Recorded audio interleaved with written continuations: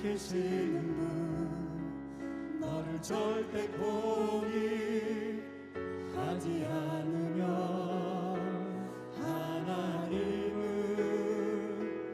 너를 지키시는 분, 너를 쉬지 않고 지켜보신단다. 그의 생각 셀 수 없고 그의 자비를 무능하며 그의 성실 날마다 새롭고 그의 사랑 끝이 없단다. 하나님은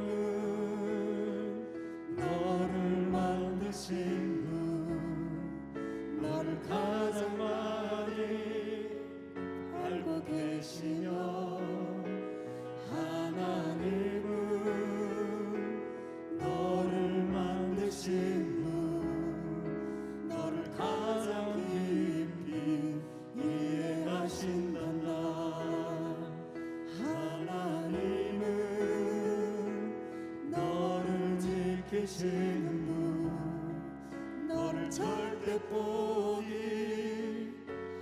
않으며 하나님은 너를 지키시는 분, 너를 쉬지 않고 지켜보신단다. 그의 생각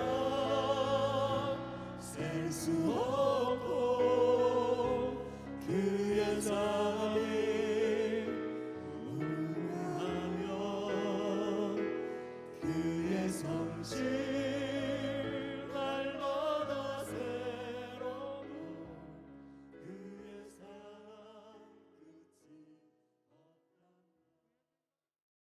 끝이 이 시간 주신 말씀을 통해서 천대까지 은혜 받는 명품 교회, 명품 성도라는 제목으로 함께 말씀을 나누겠습니다. 이스라엘 자손들은 하나님의 명령을 받아서 정결나게 했습니다. 물을 아끼지 않고 옷을 빨았습니다. 준비하며 셋째 날을 기다렸습니다. 그리고 드디어 셋째 날이 되는 그 아침에 모세는 이스라엘 백성들을 이끌고 시내산 앞으로 갔습니다. 이스라엘 백성들은 세상을 등지고 시내산을 향하여 섰습니다. 그때 드디어 하나님께서 임재를 하십니다. 우레와 번개와 구름과 나팔 소리 가운데에 하나님께서 임재하셨고 이스라엘 백성들 모두는 하나님을 보았고 하나님의 말씀을 통해서 하나님을 만났습니다. 여러분, 여기에서 우리는 중요한 사실 하나를 발견하게 됐죠. 무엇이냐면 예배는 세상을 등지고 하나님을 향하여 서는 것이다 라는 것입니다. 그렇지요. 예배는 어떤 것이냐면 세상을 등지고 하나님을 향하여 서는 것이 예배입니다. 그래야 하나님의 임재를 볼 수가 있고 하나님의 말씀을 들을 수가 있고 하나님의 말씀을 통해서 하나님을 만날 수가 있는 것이죠. 그런데 예배를 드리러 왔는데 마음이 세상을 향해 가 있다. 여러분, 그 예배는 잘못된 예배가 되는 것입니다. 여러분, 이 예배 시간 마음을 하나님을 향해서 서시고 하나님만 바라보시기를 주님의 이름으로 축원합니다. 하나님께서는 이스라엘 자손들을 친히 찾아오셨습니다. 그리고 만나 주셨죠. 세상 종교는 신을 찾아가야 만날 수가 있어요. 우리가 불상을 만나려고 하면 어떻게 해야 합니까? 산에 올라가서 절에 가야 불상을 볼 수가 있는 것이죠. 불상이 걸어와서 우리를 찾아온 적이 있습니까? 한 번도 없어요. 그러나 하나님은 친히 찾아오시고 만나 주십니다. 그런데 우상들은 그럴 수 없거든요. 왜냐하면 그들은 움직이지 못하기 때문에 그렇습니다. 이사야 46장 7절 말씀에 보면 이렇게 기록하고 있지요. 그것을 들어 어깨에 메어다가 그의 처소에 두면 그것이 서 있고 거기에서 능히 움직이지 못하며 그에게 부르짖어도 능히 응답하지 못하며 고난에서 구하여 내지도 못하느니라. 이렇게 말씀하고 있어요. 우상은 어떠냐면 서 있고 움직이지 못하며 응답하지 못하고 구하여도 구해내지 못한다 말하고 있는 것입니다. 허수아비 형상이 바로 우상이라는 뜻입니다.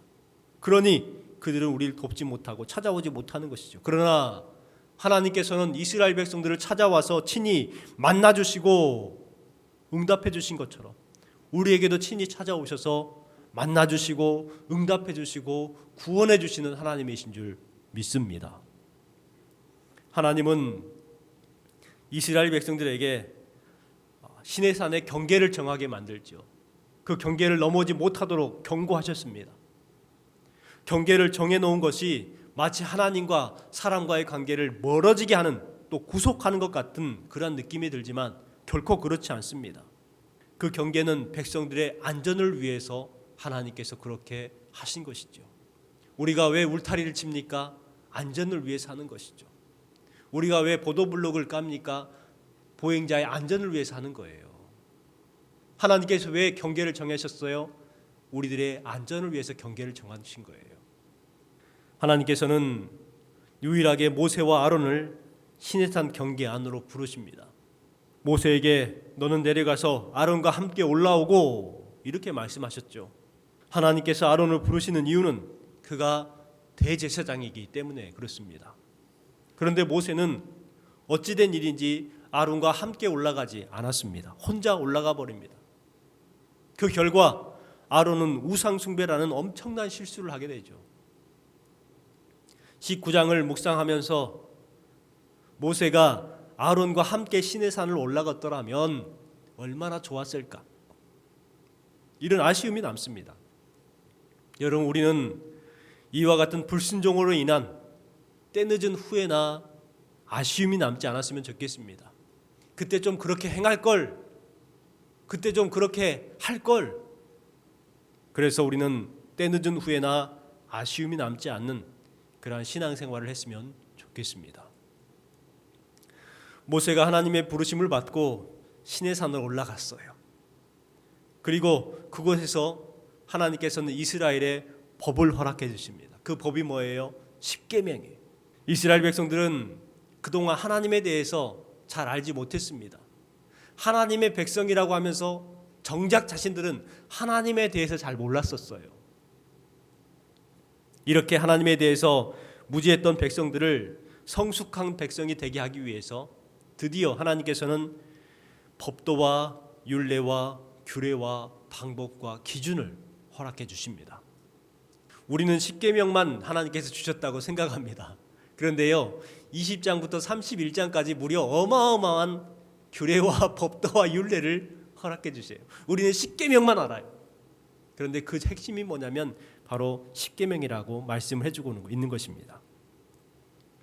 이스라엘 자손들은 드디어 하나님의 언약 백성이 되었습니다. 이 계명을 지키면 천대까지 은혜를 베푸신다라고 약속까지 해주셨습니다. 그만큼 중요한 것이죠. 오늘 말씀 5절과 6절 말씀에 보면 나를 미워하는 자의 죄를 갚되 아버지로부터 아들에게 3, 4대까지 이르게 하거니와 나를 사랑하고 내 계명을 지키는 자에게는 몇 대까지? 1000대까지 은혜를 베푸느니라. 하나님께서 허락하신 계명을 지키면 몇 대까지 복을 주시냐면 1000대까지 은혜를 베푸신다고 약속까지 하셨어요. 그만큼 중요한 것이죠. 여러분, 여기에서 우리가 알 수 있는 것은 뭐냐면 십계명은 우리를 억압하려고 하는, 우리에게 족쇄를 채우는 것이 아니라 우리를 복 주시기 위한 계명이라는 것이죠. 여기에서 두 가지 사람이 나옵니다. 하나님을 미워하는 자, 하나님을 사랑하는 자. 미워하는 자는 3, 4대까지 죄를 갚으시지만 하나님을 사랑하는 자에게는 1000대까지 은혜를 베푸신다 말씀하고 있습니다. 여러분, 이스라엘 백성 안에는 하나님을 사랑하는 사람만 있었던 것이 아니라 하나님을 미워하는 자들도 섞여 있었습니다. 우리 교회 안에도 마찬가지입니다. 교회 안에 속해 있지만 온전히 다 하나님을 사랑하는 사람만 있는 것이 아닙니다. 하나님을 미워하는 사람도 있지요. 요즘 코로나 때문에 힘든데, 또 전쟁의 위협 때문에 경기 침체는 날이 갈수록 심해지고 있는데 경기 침체를 아랑곳하지 않는 곳이 있습니다. 오히려 더 문전성시를 이루고 있는 곳이 있습니다. 바로 백화점의 명품 매장입니다. 1억이 넘는 가방, 수백만 원의 지갑, 수천만 원의 옷, 25억이 넘어가는 시계, 20만을 넘어가는 향수, 이런 것들이 없어서 못 판다니까요. 없어서. 그래서 가격을 인상했어요. 잘 팔리니까 가격을 인상한단 말이에요. 그런데 더 잘 팔려버려. 여러분, 이상한 시대를 우리가 살아가고 있는 것 같습니다. 그런데 부자들이 그 명품들을 사는 것이 결코 아니더라고요. 돈 많은 사람들이 막 이렇게 명품 산다고 생각하잖아요. 아니, 오히려 직장이 없는 무직자들이 명품을 산다고 그래요. 왜냐하면 없어 보이지 않기 위해서. 그래서 부모님한테 졸라서 돈 받아가지고 명품을 사요. 그런 자녀들이 많다고 합니다. 반면에 명품을 모방해서 만든 레플리카, 모조품이죠. 이러한 것들도 많이 팔립니다. 흔히들 짝퉁이라고 하는데 이 짝퉁이라는 말은 사전에 없는 말이에요. 우리나라 방언입니다. 요즘은 진품을 구별하지 못할 정도로 잘 만들어질 정도로 정교하게 만든다고 그래요. 그래서 짝퉁도 비싸게 팔립니다. 엄청나게 비싸요. 여러분, 물건에만 명품이 있고 물건에만 짝퉁이 있을까요? 혹시 그리스도인 중에 짝퉁은 없을까요?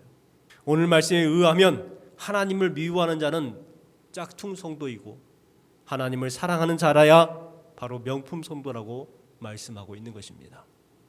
오늘 말씀을 통해서 우리가 명품으로 살아가는 방법을 가르쳐주고 있습니다.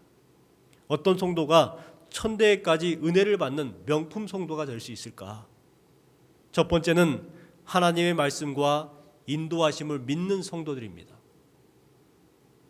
1절 말씀에 보면 하나님이 이 모든 말씀으로 말씀하여 이르시되 나는 너를 애굽 땅 종되었던 집에서 인도하여 낸 내 하나님 여호와니라, 이렇게 말씀해주고 있습니다. 여기에서 우리에게 중요한 말씀을 해주고 있죠. 이 모든 말씀으로 말씀하여 이르시되라고 말씀합니다. 하나님은요, 그냥 주시는 것이 아니라 말씀으로 말씀하여 이르셨다고 말씀하세요.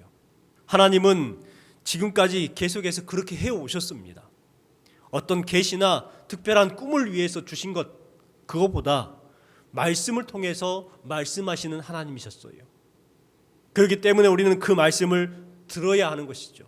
말씀을 들어야 하나님을 알고 하나님을 만나고 하나님의 뜻을 알게 되는 거예요. 왜요? 하나님은 말씀으로 말씀하시는 하나님이기 때문에 그렇습니다. 악몽을 꾸고 그 악몽 때문에 불안해하시는 분이 있습니까? 꿈을 꾸고 계시를 받았다고 하는 분이 있습니까? 여러분, 그 꿈은 하나님의 뜻이 아니에요. 하룻밤에 꾸었던 그 꿈 때문에 불안해하고 근심하는 것, 여러분 잘못된 것이죠. 하나님은 꿈을 통해서 말씀하시는 분이 아니라 말씀으로 말씀하시는 하나님이신 줄 믿으시기 바랍니다. 오늘 또 우리에게 말씀을 통해서 말씀을 주십니다. 여러분, 주신 말씀처럼 하룻밤에 꾼 꿈을 믿지 마시고 하나님의 말씀을 믿으시기를 주님의 이름으로 축원합니다. 성경은 우리를 걸작이라고 말하죠. 명품이라고 말합니다. 그리고 명작이라고 표현하죠. 에베소서 2장 10절 말씀에 보니까 우리는 그가 만드신 바라 그리스도 예수 안에서 선한 일을 위하여 지으심을 받았나니 이는 이 일은 하나님이 전에 예비하사 우리를 그 가운데서 행하게 하려 하심이니라. 이와 같이 말씀하고 있어요. 우리를 그가 만드신 바라. 이 만드신이라는 뜻은 그 영어로 말하면 마스터피스라는 단어를 사용했습니다. 이 마스터피스가 뭐냐면 번역하면 걸작, 명품, 명작이라는 뜻을 가지고 있어요. 그가 우리를 명작하셨다는 거예요. 그가 우리를 명품으로 만드셨다는 것이죠. 우리를 걸작으로 삼으셨다는 거예요. 명품과 상품의 차이가 무엇입니까? 상품은 대량 생산을 해요. 그래서 많이 만들어 버립니다. 그런데 명품은 어때요? 세상에 하나밖에 없는 것이 명품이에요. 상품은 가격표가 달려 있잖아요. 얼마다고. 그런데 명품은 가격표가 없어요. 부르는 게 값이에요. 또 상품은 사자마자 중고가 돼요. 백화점에서 딱 나온과 동시에 중고가 돼버립니다. 그런데 명품은 어때요? 상품은 가치가 점점 떨어지지만 명품은 사자마자 가격이 올라가기 시작하는 거예요. 다르죠. 우리가 흔히들 명품이 하면 뭐 에르메스라든지 루이비통이라든지 샤넬 같은 거를 명품이라고 생각을 합니다. 그런데요, 여러분 그런 것들은 명품이 아니에요. 상품이에요. 왜냐하면 가격표가 달려 있고 많이 만들잖아요. 그리고 사갖고 나오면 그때부터 가격이 떨어지는 것들이에요. 그때 상품이란 말이에요. 그렇다면 진짜 명품은 무엇이냐? 바로 저와 여러분입니다. 우리는 세상에 단 한 명뿐입니다. 누구도 없어요. 복제품이 없단 말이죠. 우리는 가격표가 없어요. 누가 사람을 가격으로 책정을 합니까? 책정을 못하는 거잖아요. 가면 갈수록 그 사람의 가치는 더욱 올라가잖아요. 바로 저와 여러분이 하나님께서 만드신 명품인 줄 믿습니다. 그런데 세상에 다 하나뿐인 명품인데도 불구하고 우리는 그 가치를 몰라요. 가치를 모르고 하찮게 생각합니다. 우리가 하나님의 명품으로서 가치를 회복하고 명품성을 보존하려면 어떻게 해야 될까? 본문 2절 말씀을 기억하면 됩니다. 우리 2절 말씀을 같이 한번 읽어볼게요. 2절 말씀입니다. 나는 너를 애굽 땅 종되었던 집에서 인도하여 낸 내 하나님 여호와니라. 2절 말씀에 보니까 나는 너를 애굽 땅 종되었던 집에서 인도하여 냈다라고 말씀하죠. 인도하시는 하나님이 계신다는 거예요. 이스라엘 백성들이 언제 하나님의 백성이 되었습니까? 이스라엘 백성들이 언제 하나님의 백성으로서 인식하게 되었습니까? 애굽에 있을 때는 그들은 하나님의 백성이 아니었어요. 언제 하나님의 백성이 되었냐면 하나님의 인도하심을 받고 난 뒤부터 그들은 하나님의 백성이 될 수가 있었어요. 여러분, 우리가 하나님의 백성으로서 명품으로서의 삶을 살기 위해서는 어떻게 해야 됩니까? 하나님의 인도하심을 따라 살아가는 사람이 명품 성도가 되는 거예요. 세상에서 세상의 방법으로 살아가면 세상의 으뜸이 될 수 있지만 명품 성도가 될 수는 없습니다. 우리는 어떠한 성도가 되어야 되느냐? 2절 말씀처럼 이스라엘 백성들을 인도하여서 하나님의 백성 삼으신 것처럼 그 하나님 여호와를 따라 인도하심에 따라 살아갈 때에 우리가 비로소 참된 믿음의 성도의 삶, 하나님의 명품 성도의 삶을 살아가게 되는 것입니다. 내가 잘나서 예수님 믿은 것이 아니죠. 내가 똑똑해서 교회 나온 것 아니죠. 하나님께서 나를 인도해 주셨고 나를 보호해 주셨기 때문에 여기까지 온 것입니다. 그렇다면 우리에게 필요한 것이 뭐예요?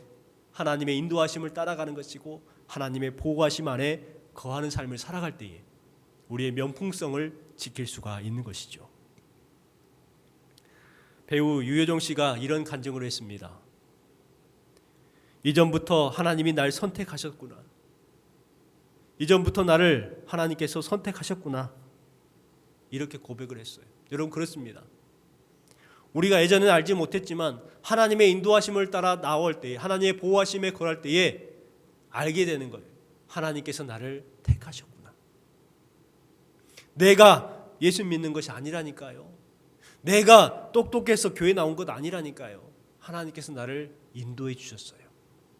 하나님의 인도하심을 아는 사람이 비로소 명품성을 나타낼 수가 있는 것입니다. 우리는 연약하잖아요. 내일 일도 알지 못해요. 순간순간 문제 때문에 힘들어하고 낙심하는 성도들입니다. 그렇기 때문에 우리는 하나님의 말씀을 믿어야 되고 하나님의 인도하심을 받아야 되고 하나님 보호하심의 아래 있어야 하는 줄 믿습니다. 명품이요, 명품성을 지키지 아니하면 명품이 되지 못하는 거예요. 명품이 시계가 유리가 깨졌다고 생각해 보세요. 아무리 그가 명품이라고 해도 가치가 떨어져 버리는 거잖아요. 아무리 거룩한 성도여도요, 세상에 물들어 버리고 세상의 죄 가운데 거하면 명품으로서 인정을 받지 못하는 거예요. 지금 이 세상이 바로 그렇잖아요. 여러분, 하나님의 인도하심과 보호 아래 거하시는 명품 성도가 되시기를 주님의 이름으로 축원합니다. 두 번째는 계명을 지키는 성도입니다. 하나님이 이스라엘 자손들에게 10계명을 주셨죠. 여러분 십계명을 주신 이유가 뭘까요? 20절 말씀에 십계명을 주신 이유에 대해서 우리에게 설명해 주고 있습니다. 20절 말씀을 같이 한번 읽어보겠습니다. 모세가 백성에게 이르되 두려워하지 말라. 하나님이 임하심은 너희를 시험하고 너희로 경외하며 범죄하지 않게 하려 함이니라. 여러분, 하나님께서 왜 계명을 주셨어요? 왜 임재하셔서 이스라엘 백성들에게 말씀을 주셨어요? 두려워하지 않게 하기 위해서. 우리를 시험하시는 거예요. 테스트하는 것이죠. 우리로 하나님을 더욱 경외하게 하시기 위해서, 그리고 중요한 것 범죄하지 않게 하시기 위해서. 계명이 없으면 어때요? 자기의 주관대로 하는 거예요. 자기 생각대로 하는 거예요. 그러다 보면 어떻게 됩니까? 은연중에 범죄하게 되는 거예요. 아무리 도덕과 윤리를 강조하더라도요, 사람은 순간순간 문제에 빠지게 되고 시험에 빠지게 되고 범죄하게 되는 거예요. 우리 십계명을 같이 한번 읽어보겠습니다. 너는 나 외에 다른 신을 내게 두지 말라. 너를 위하여 새긴 우상을 만들지 말라. 너는 내 하나님 여호와 이름을 망명되게 부르지 말라. 안식일을 기억하여 거룩히 지키라. 내 부모를 공경하라. 살인하지 말라. 간음하지 말라. 도둑질하지 말라. 내 이웃에 대하여 거짓 증거하지 말라. 내 이웃의 집을 탐내지 말라. 이 계명은 예수님께서도 언급을 하셨었습니다. 마가복음 12장 말씀에 보면 내 마음을 다하고 목숨을 다하고 뜻을 다하고 힘을 다하여 주 너의 하나님을 사랑하라 하신 것이요, 둘째는 이것이니 내 이웃을 내 자신과 같이 사랑하라 하신 것이라. 이보다 더 큰 계명은 없느니라. 이렇게 말씀하셨습니다. 예수님께서 말씀하셨듯이 십계명은 두 가지로 나눌 수가 있습니다. 첫 번째는 하나님 사랑, 두 번째는 이웃 사랑으로 나누게 되죠. 그래서 1계명부터 4계명까지는 하나님 사랑이라고 말을 하고 5계명부터 10계명까지는 이웃 사랑이라고 말을 합니다. 여러분, 십계명은 어떤 법입니까? 십계명은요, 사랑의 법이에요. 사랑법. 억지로 지킬 수 없어요. 여러분, 십계명을 억지로 지켜줍니까? 억지로 지킬 수 없어요. 사랑해야 지킬 수 있는 법이 십계명이죠. 하나님을 사랑하면 우상을 섬기지 않습니다. 우상에게 절하지도 않고 망명되게 하나님의 이름을 부르지 않아요. 안식일을 지키는 거예요. 사랑하기 때문에. 또 이웃을 사랑하면 어떻게 됩니까? 살인하지도 않고 간음하지도 않고 도둑질하지도 않고 이웃을 거짓 증거하지도 않습니다. 남의 것을 탐내지도 않는 것이죠. 사랑하기 때문에. 사랑하지 않기 때문에 우상을 숭배하는 것이죠. 사랑하지 않기 때문에 이웃의 것을 탐내는 거예요. 그래서 예수님은 마음을 다하고 힘을 다하고 뜻을 다하여 하나님을 사랑하라, 이웃을 내 몸처럼 사랑하라 말씀하고 있습니다. 여러분, 십계명은요, 무거운 짐이 아니라 하나님께서 우리에게 허락하신 행복한 부담인 거예요. 십계명은 거룩한 부담입니다. 그렇기 때문에 우리는 십계명을 지키며 살아가야 되는 것이죠. 그런데 우리가 여기서 한 가지 생각해 봐야 될 것이 뭐냐면요, 말씀드렸듯이 하나님 사랑, 이웃 사랑이라고 말씀을 드렸는데 저는 1계명부터 4계명까지가 아니라 1계명부터 3계명까지라고 생각을 해요. 제 생각이 아니라 성경에 근거를 한다면 1계명부터 3계명까지는 하나님 사랑이고 4계명부터 10계명까지는 이웃 사랑인 거예요. 왜냐하면 안식일에 대해서 우리가 생각해 봤으면 좋겠습니다. 안식일이 사람을 위한 것일까요? 하나님을 위한 것일까요? 여러분, 안식일은요, 하나님을 위한 날이 아니라 사람을 위한 날이에요. 여러분이 왜 거룩한 성일 주님의 전에 나와서 예배를 드립니까? 우리가 예배 시간이 필요한 게 하나님을 위해서 필요할까요? 우리를 위해서 필요한 거예요. 예수님께서도 마가복음 2장 27절 말씀에 이렇게 말씀합니다. 같이 한번 읽어볼까요? 안식일이 사람을 위하여 있는 것이요 사람이 안식일을 위하여 있는 것이 아니라. 여러분 보세요. 안식일이 사람을 위하여 있는 것이요 사람이 안식일을 위하여 있는 것이 아니라. 여러분, 무슨 날입니까? 안식일은 사람을 위한 날이에요. 그렇다면 1계명부터 4계명까지 하나님 사랑이 아니라 1계명부터 3계명까지가 하나님 사랑이고 4계명부터 10계명까지는 사람을 향한 계명이죠. 이스라엘 백성들은 이집트에 살면서 안식이라는 것을 몰랐었습니다. 그들은 기계적인 삶을 살았죠. 종노릇하며 살았고 쉬지 못했습니다. 기계처럼 자유가 없이 살았죠. 그런데 하나님의 백성이 되었어 하나님께서는 이제 쉴 수 있는, 멈출 수 있는 자유를 허락해 주신 거예요. 엄청난 것이죠. 그렇기 때문에 안식일은 하나님의 백성의 표징이고 세상을 향한 자유의 선언입니다. 안식일을 통해서 우리는 자유를 누리게 됩니다. 그렇기 때문에 우리는 안식일을 지켜야 하는 것이죠. 십계명에 보면 하지 말라라는 계명과 하라는 계명으로 나눠집니다. 여러분 아까 십계명에 대해서 읽으면서 뭔가 특별한 것 발견하지 않으셨어요? 1계명과 2계명, 3계명은 말라, 하지 말라라고 되어 있고 그리고 6, 7, 8, 9, 10도 하지 말라라고 기록이 되어 있습니다. 그런데 안식일을 기억하여 거룩하게 지키라 하라고 되어 있어요. 5계명도 12절 말씀에 보면 내 부모를 공경하라 그리하면 내 하나님 여호와가 내게 준 땅에서 내 생명이 길리라 이렇게 말씀하고 있죠. 그런데 이 계명의 뒤에는 다른 계명들은 구체적인 설명이 없어요. 하지 말라고만 되어 있어요. 그런데 지키라 하라라는 그 계명 뒤에는 복이 약속되어 있습니다. 먼저 안식일을 기억하여 거룩하게 지키라. 여기에 대한 복을 어떻게 기록하고 있냐면 나 여호와가 안식일을 복되게 하여 그날을 거룩하게 하였느니라. 여러분 우리가 복을 받기 위해서 거룩한 백성이 되기 위해서는 안식일을 지켜야 한다는 것이죠. 또 내 부모를 공경하라 그리하면 내 하나님 여호와가 내게 준 땅에서 내 생명이 길리라 이렇게 약속하고 있어요. 여러분 왜 그렇게 안식일을 이토록 강조하시는 것일까요? 안식일은 하나님과 나와의 관계를 회복하는 시간이 안식일이죠. 그렇기 때문에 중요한 거예요. 또 부모 공경이 왜 그렇게 중요합니까? 부모님과 나의 관계가 회복되는 시간이에요. 내 가족들과 관계가 회복되는 시간이 바로 공경에서 나오는 것입니다. 여러분 지금까지 어떤 성도의 삶을 살아오셨습니까? 지금까지 우리는 은혜 받는 명품 성도가 되는 방법에 대해서 설명을 드렸습니다. 그렇다면 누가 은혜 받지 못하는 짝퉁 성도일까요? 바로 자기 뜻대로 살려고 하는 사람입니다. 하나님의 말씀, 그 말씀으로 말씀하시는 하나님의 말씀을 듣고 살아가야 되는데 짝퉁 성도들은 자기 뜻대로 살아가려고 하는 사람들이죠. 계명에 관심이 없습니다. 하나님 말씀을 들어도 자기 뜻만 이야기합니다. 그래서 자기 뜻대로 살려고 합니다. 그러나 우리는 찬양하잖아요. 주님 뜻대로 살기로 했네. 주님 뜻대로 살기로 했네. 주님 뜻대로 살기로 했네. 뒤돌아서지 않겠네. 여러분 이 찬양의 고백이 여러분의 고백이 되시길 주님의 이름으로 축원합니다.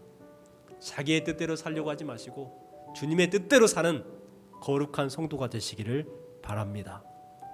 두 번째는 말씀의 길을 기르지 않는 사람이죠. 예배에 나와가지고 말씀을 안 듣고 사람 구경을 합니다. 말씀에 귀 기르지 않아요. 그런 사람들은 하나님의 명품 성도가 되지 못합니다. 마지막으로 거룩하지 못하고 성결하지 못한 사람들이 바로 명품 성도가 되지 못합니다. 성도의 가치는 바로 거룩함에 있습니다. 성결함에 있지요. 시내에 가면은 많은 사람들이 가방을 들고 다니는데 명품 가방을 들고 다니는 것 같습니다. 보면은 다 메이커들이거든요. 그것이 진짜 명품인지 짝퉁인지를 알지 못해요. 근데 누구만 알까요? 그 가방을 들고 다니는 사람은 알겠죠. 이것이 짝퉁인데. 여러분, 내가 명품 성도인지 짝퉁 성도인지 저는 여러분에 대해서 모릅니다. 그러나 나는 아는 거예요. 그렇기 때문에 나에게 부끄러움이 없는 신앙생활, 나에게 부끄럽지 아니한 성도의 삶 살아가야 되지 않을까요? 여러분, 우리는 오늘 주신 말씀처럼 천대까지 은혜를 받는 명품 성도가 되어야 합니다. 그러기 위해서 어떻게 해야 됩니까? 하나님의 말씀을 듣는 성도가 되어야 합니다. 하나님의 인도하심을 믿는 성도들이 되어야 합니다. 하나님의 계명을 지키는 성도가 바로 명품 성도가 되는 것이죠. 저와 여러분이 이와 같이 하나님의 말씀, 하나님의 인도하심, 하나님의 계명을 지키는 성도가 되어서 하나님의 거룩한 명품 성도, 그럼을 통해서 우리 교회가 명품 교회가 되기를 주님의 이름으로 축원합니다.